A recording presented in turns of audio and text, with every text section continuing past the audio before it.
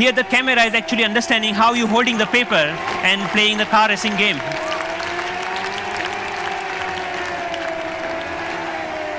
Many of you already must have thought, okay, you can browse. Yeah, of course you can browse to any website. So you can do all sort of computing on a piece of paper wherever you need it. So, but more interestingly, I'm interested that how we can take that in a more dynamic way. When I come back to my desk, I can just pinch that information back to my desktop so that I can use my full-size computer. And why only computers? We can just play with papers. Like paper world is interesting to play with. So here I'm taking a part of a document and putting over here the second part of from second place, and I'm actually modifying the information that I have over there. Yeah, and then I'm saying, okay, this looks nice. Let me print it out, that thing. So I have a now printout of that thing, and now, so the workflow is more intuitive the way that we used to do before, maybe 20 years back, rather than now switching between these two worlds. So as a last thought, I think that integrating information to our everyday objects will not only help us to get rid of the digital divide, the gap between these two worlds, but will also help us in some way to stay human, to be more connected to our physical world. And it will actually help us not end up being machines sitting in front of another machines. So that's all. Thank you.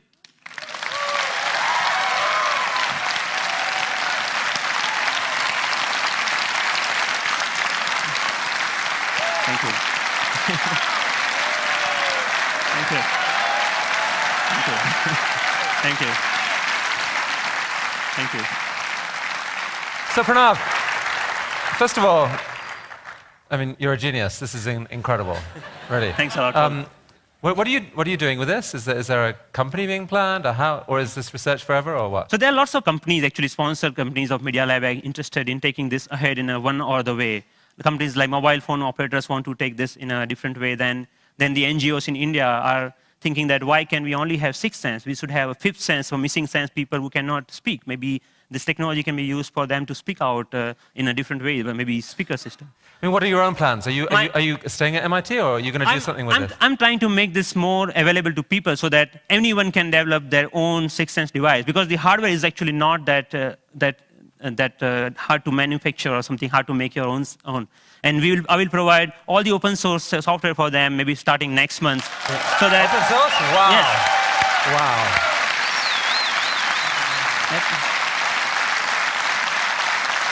Are you going to come back to India with some of this at some point? Yes, of course.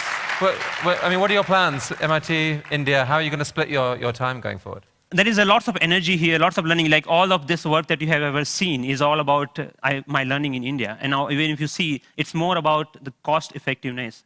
This system costs you $300 compared to the like $20,000 of Surface tables or anything like that. Or maybe even the $2 mouse, just a system, at that time was costing around like $5,000. So we actually, I showed that to, in one of the conference to President Abdul Kalam at that time. And then he said, okay, we should use this in Bhabha Atomic Research Center for some use of that.